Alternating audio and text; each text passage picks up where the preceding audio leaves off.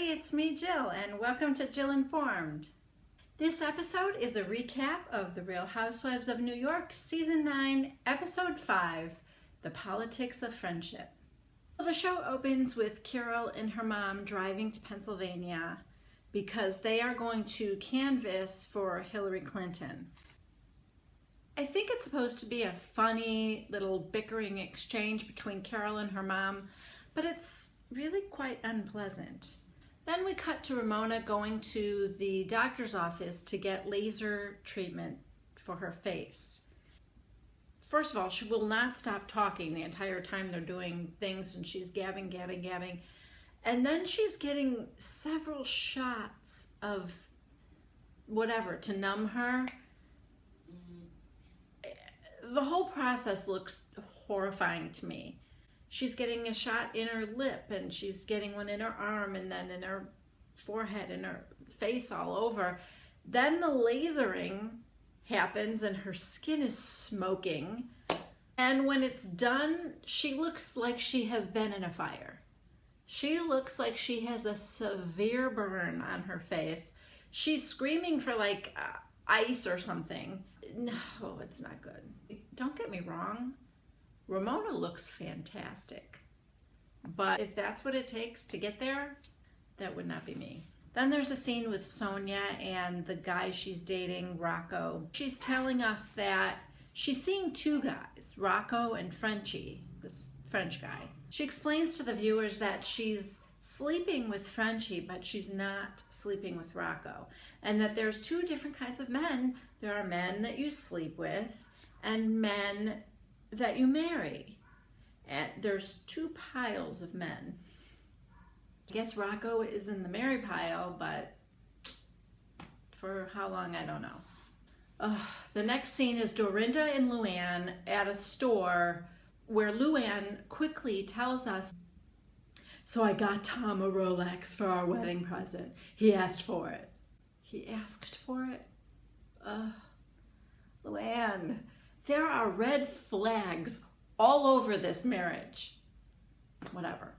The camera zooms in on her phone with this shattered screen, and she's zooming in so that we can see a close-up of that $70,000 watch or whatever it cost. Sweetie, get your phone fixed. If you've got Rolex money to spend, go ahead and treat yourself to a new phone without a broken screen. Just saying. Even though I got him the Rolex, but I want to get him something else, like a tie. Like a tie? She is there to buy him a tie. My brain does not compute this. I don't know, is it just me? Does that seem weird to anybody else? That's like saying, okay, I bought him a boat, but I wanted to get him something else, so I got him a package of tube socks. Like, I don't get it. You already bought him a Rolex. That's not enough, so you want to add a tie? Whatever, LuAnn. I can't wait for this wedding to be over. The next part of the show is about Carole's election party. She shows up first. Adam's there in a black turtleneck for some reason. So I don't know what's up with Adam. Seems like he may have been sedated. I don't know. Carole's all jittery and nervous and excited and, hopeful that Hillary's going to win. And she says to Adam, "Oh, I'll bet you'll be happy when all this is over." And he's holding a drink and he goes, "Can't wait." And she said, "I won't be yelling at the TV anymore." And he says, "That'd be great." Wow. Try to tone it down, Adam. So Carole's friends start showing up. Bethany comes with a few friends. And one of Carole's friends, who is a Trump supporter, shows up. And they've got their arms around each other. And they're like, "See, I have some Republican friends." And she's like, "Yeah, that's right. And I'm gay." And Carole says, "Yeah, which I can't even understand." And the friend goes, "Yeah, I know, right?" Oh You're the gay person voting for Trump. Explain that. Don't just agree that, yeah, it's crazy. Yeah, it's crazy. Explain yourself. So anyway, the mood of the party, as you might imagine, goes from nervous excitement to nervous fear to depression. And people start leaving. Carole's gonna stick it out until 11 o'clock, and then like right after that, she's like, okay, I gotta go. So the party ends with a whimper.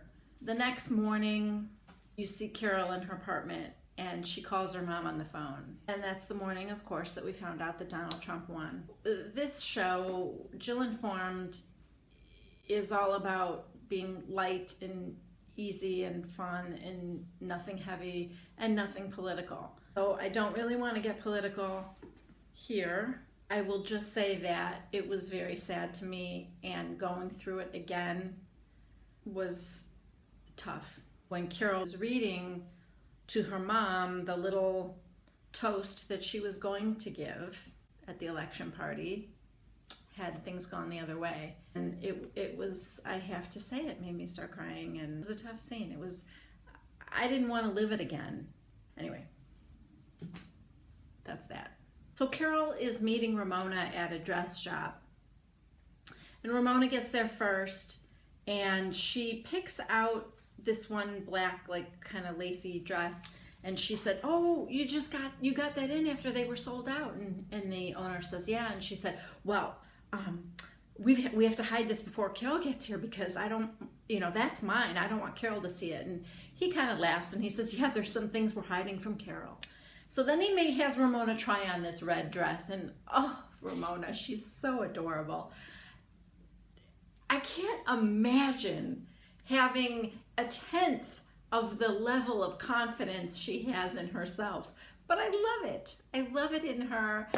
She's so sure of herself, and she just loves how she looks in this red dress. She comes out of the dressing room, and the guy has to zip it up, but even before it's zipped up, she comes out of the dressing room, and she's almost squealing with delight at how she looks in this red dress.